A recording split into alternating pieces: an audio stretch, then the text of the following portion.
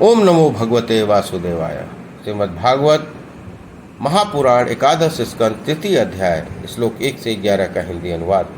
माया से पार होने के उपाय तथा ब्रह्म और कर्मयोग का निरूपण। राजा निमि ने पूछा, भगवान सर्वशक्तिमान परम कल्याण परम कारण विष्णु भगवान की माया बड़े बड़े मायावियों को भी मोहित कर देती है, उसे कोई पहचान नहीं पाता। और आप कहते हैं कि भक्त उसे देखा करता है। अतः अब मैं उस माया का स्वरूप जानना चाहता हूँ। आप लोग कृपा करके बतलाइए। योगीश्वरों, मैं एक मृत्यु का शिकार मनुष्य हूँ।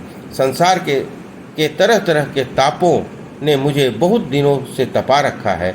आप लोग जो भगवत कथा रूप अमृत का पान करा रहे हैं, वह उन तापों को मिटाने का एकमात्र औषधि है। इसलिए मैं आप लोगों की इस वाणी का सेवन करते करते तृप्त नहीं होता। आप कृपया और कहिए। अब तीसरे योगीश्वर अंतरिक्ष जी ने कहा, राजन, भगवान की माया स्वरूपतः अनिर्वचनीय है, इसलिए उसके कामों के द्वारा ही उसका निरूपण होता है। आदि पुरुष परमात्मा जिस शक्ति से संपूर्ण भूतों का कारण बनते हैं और उनके विषय भोगों और मोक्ष की दृष्टि के लिए अपना और अपने पासकों की उत्कृष्ट सिद्धि के लिए स्वनिर्मित पंचभूतों के द्वारा नाना प्रकार के देव, मनुष्य आदि शरीरों की सृष्टि करते हैं, उसी को माया कहते हैं। इस प्रकार पंच महाभूतों के द्वारा बने हुए प्राणी शरीरों में उन्होंने अंतर्यामी रूप से प्रवेश किया और अपने को ही पहले मन के रूप में और इसके बाद 5 जितेंद्रिय तथा 5 कर्मीय इन 10 रूपों में विभक्त कर दिया और उन्हीं के द्वारा विषयों को भोग कराने लगे। वह देहाभिमानी जीव अंतर्यामी के द्वारा प्रकाशित इंद्रियों के द्वारा विषयों का भोग करता है और इस पंचभूतों के द्वारा निर्मित शरीर को आत्मा अपना स्वरूप मानकर उसी में आसक्त हो जाता है। यह भगवान की माया है। अब वह कर्मेंद्रियों से सकार कम कराता है और उसके अनुसार शुभ कर्म का फल सुख और अशुभ कर्मों का फल दुख भोग करने लगता है। वह शरीरधारी होकर इस संसार में भटकने लगता है। वह भगवान की माया है। इस प्रकार यह जीव ऐसी अनेक अमंगलमय कर्म गतियों को अपने फलों को प्राप्त होता है और पंचभूतों के प्रलय पर्यंत विवश होकर जन्म के बाद मृत्यु और मृत्यु के बाद जन्म को प्राप्त होता रहता है। यह भगवान की माया है।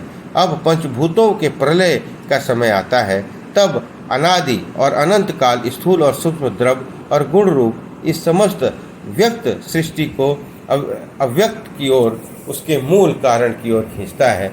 यह भगवान की माया है। उस समय पृथ्वी पर लगातार 100 वर्ष तक भयंकर सूखा पड़ता है।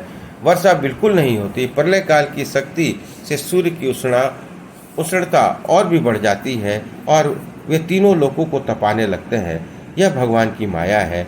उस समय शेषनाग संकर्षण के मुंह से आग की प्रचंड लपटें निकलती हैं और वायु की प्रेरणा से वे लपटें पाताल लोक से जलाना आरंभ करती हैं और भी ऊंची ऊंची होकर चारों ओर फैल जाती हैं। यह भगवान की माया है। इसके बाद प्रलयकालीन संवर्तक मेघगण हाथी की सूंड के समान मोटी मोटी धाराओं से 100 वर्षों तक बरसता रहता है। उसके यह विराट ब्रह्मांड जल में डूब जाता है। यह भी भगवान की माया है। राजन, उस समय बिना ईंधन के आग बुझ जाती है। वैसे ही विराट पुरुष ब्रह्मा और ब्रह्मांड शरीर को छोड़कर सूक्ष्म मत्स्वरूप अव्यक्त में लीन हो जाते हैं। यह भगवान की ही माया है। वायु पृथ्वी की गंध खींच लेती है, जिससे वह जल के रूप में हो जाती है और जब वही वायु जल के रस को खींच लेता है, तब वह जल अपना कारण अग्नि बन जाता है। यह भगवान की माया है। जब अंधकार अग्नि का रूप छीन लेता है, तब वह अग्नि वायु में लीन हो जाती है और यह अवकाश रूप आकाश वायु की स्पर्श शक्ति छीन लेता है, तब यह आकाश में लीन हो जाता है। यह भी भगवान की माया है। राजन, तदंतर काल रूप ईश्वर आकाश के शब्द गुण को हर लेता है, जिससे यह तामस अंधकार में लीन हो जाता है। इंद्रियां और बुद्धि राजस अहंकार में लीन हो जाती हैं। मन सात्विक अहंकार से उत्पन्न देवताओं के साथ सात्विक अहंकार में प्रवेश कर जाता है तथा अपने 3 प्रकार के कर्मों का साथ अहंकार महत्वहीन और लीन हो जाता है। महतत्व प्रकृति में और प्रकृति ब्रह्म में लीन हो जाती है। फिर इसी से लपटे क्रम में सृष्टि होती है। यह भगवान की माया है। यह सृष्टि स्थिति संहार करने वाली त्रिगुणमयी माया है। इसका हमने आपसे वर्णन किया है। अब आप और क्या सुनना चाहते हैं? राजा निधि ने पूछा। महर्षि, इस भगवान की माया को पार करना उन लोगों के लिए तो बहुत कठिन है जो अपने मन को वश में नहीं रख पाए हैं। अब आप कृपा करके बतलाइए कि जो लोग शरीर आदि में आत्मबुद्धि रखते हैं और जिनकी समझ मोटी है, वे भी अनायास ही कैसे पार पा सकते हैं। अब चौथे योगीश्वर प्रबुद्ध जी बोले, राजन, स्त्री पुरुष संबंध आदि बंधनों में बंधे हुए संसारी मनुष्य सुख की प्राप्ति और दुख की निवृत्ति के लिए बड़े बड़े कर्म करते रहते हैं। जो पुरुष माया को पार करना चाहता है, उसको विचार करना चाहिए कि उसके कर्मों का फल किस प्रकार विपरीत होता जाता है। वे सुख के बदले दुख पाते हैं और कभी दुख निवृत्ति के स्थान पर दिनों दिन दुख बढ़ता जाता है। एक धन को ही ले लो, इससे दिन पर दिन दुख बढ़ता ही है। इसको पाना भी कठिन है और यदि किसी प्रकार मिल भी जाए तो आत्मा के लिए यह मृत्यु स्वरूप ही है। जो इसकी उलझनों में पड़ जाता है वह अपने आप को भूल जाता है। इसी प्रकार घर, पुत्र, स्वजन संबंधी, पशुधन आदि भी अनित्य और नाशवान ही है। यदि कोई इसे जुटा भी लेता है तो इनके क्या सुख शांति मिल सकती है। इसी प्रकार जो मनुष्य माया को पार जाना चाहता है, वह यह भी समझ लेना चाहिए कि मरने के बाद प्राप्त होने वाले लोक परलोक में ऐसे ही नाशवान है, क्योंकि इस लोक की वस्तुओं के समान वे भी कुछ सीमित कार्यों से सीमित फल मात्र है। वहाँ की पृथ्वी के छोटे मोटे राजाओं के समान बराबर वालों के से होड़ करना डांट रहती है। अधिक ऐश्वर्य और सुख वालों के प्रति छिद्रान्वेषण तथा ईर्ष्या देश का भाव रहता है। कम सुख और ऐश्वर्य वालों के प्रति घृणा रहती है और कर्मों का फल पूरा हो जाने पर वहाँ से पतन हो जाता है और उसका नाश निश्चित है। नाश का भय वहाँ भी नहीं छूट पाता। श्लोक 21 से 31।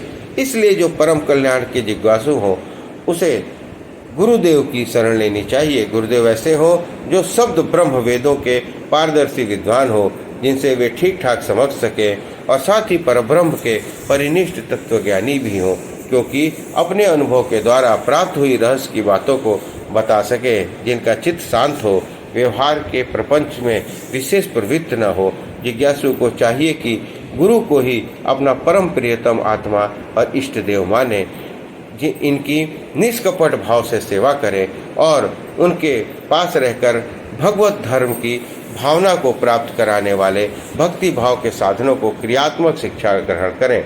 उन्हीं साधनों से सर्वात्मा और भगवान को अपने आत्मा का दान करने वाले भगवान प्रसन्न होते हैं। पहले शरीर, संतान आदि के मन की आसक्ति सीखें, फिर भगवान के भक्तों से प्रेम कैसा करना चाहिए यह सीखें। इसके पश्चात प्राणों के प्रति यथा योग्य दया, मैत्री, विनय की निष्कपट भाव से शिक्षा ग्रहण करें। मिट्टी, जल आदि से ब्रह्म शरीर की पवित्रता, छल कपट आदि से त्याग के भीतर की पवित्रता, अपने धर्म का अनुष्ठान, सहन शक्ति, मौन, स्वाध्याय, सरलता, ब्रह्मचर्य, अहिंसा तथा शीत उष्ण, सुख दुख आदि द्वंद्वों में हर्ष निषाद से रहित होना सीखे।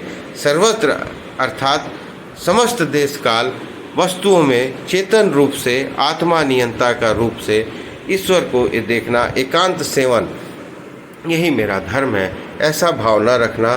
गृहस्थ हो तो पवित्र वस्त्र पहनना और त्यागी हो तो फटे पुराने चिथड़े, जो कुछ प्रारब्ध के अनुसार मिल जाए उसी से संतोष करना सीखें।